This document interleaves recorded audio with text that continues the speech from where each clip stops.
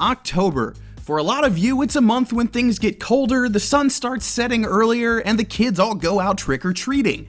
For the gaming crowd, it's a month full of anticipated game releases and all sorts of announcements. So let's take a look back at 10 of the biggest, craziest, and spookiest news stories from October. Number 10. Mario and Pikachu together. We're getting very close to the release of Pokemon Sun and Moon, but if you absolutely must get your hands on one of the collectible monsters, Nintendo and the Pokemon Company have you covered.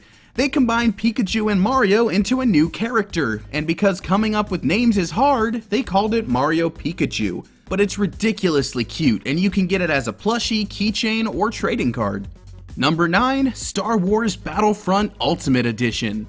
I know you Jedi fans are jonesing for more Star Wars stuff, and while we are getting close to the release of Rogue One, the best way to get your galactic fix is still Star Wars Battlefront. The Ultimate Edition hits Xbox One, PS4, and PC on November 18th, and it packs all of the game's DLC, including the upcoming Rogue One tie-in. The Force is strong with this one, and by strong, I mean it'll cost you $70.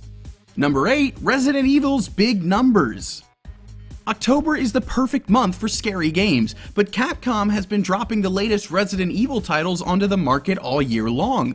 The re-release of 6 came out in March, 5 launched in June, and 4 landed in August. Altogether, the trio shipped 1.5 million units, which ain't too shabby for the games that people either call the best or worst in the series.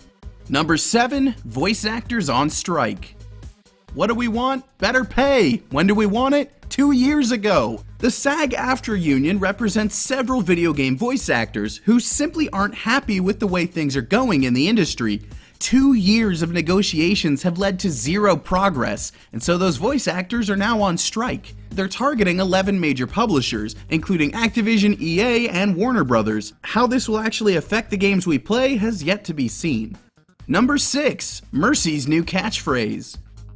Of course, Overwatch got a bunch of Halloween skins, and of course, Mercy's is a super awesome witch outfit. The Good Doctor also appears in the game's Halloween Brawl, where she revives your opponents while saying, "My servants never die." Overwatch fans like this so much, they petitioned to have her say it in the main game. Cut to about 500 forum posts later, and director Jeff Kaplan responded with a simple, "Okay." So if you're using the witch skin, Mercy will say her new catchphrase after a future update. Number 5. Stranger Things as an 8-bit game. If you haven't watched Stranger Things on Netflix yet, take care of that then come back, I'll wait. But for those of you who have seen it, 8-Bit Cinema imagined the series as an 8-bit game. The 4-minute video runs through all of the show's biggest moments, like stealing waffles, watching the Christmas lights, and defeating the monster. Why can't Season 2 be here already? Number 4. Pokemon Sun and Moon's DATAMINED demo.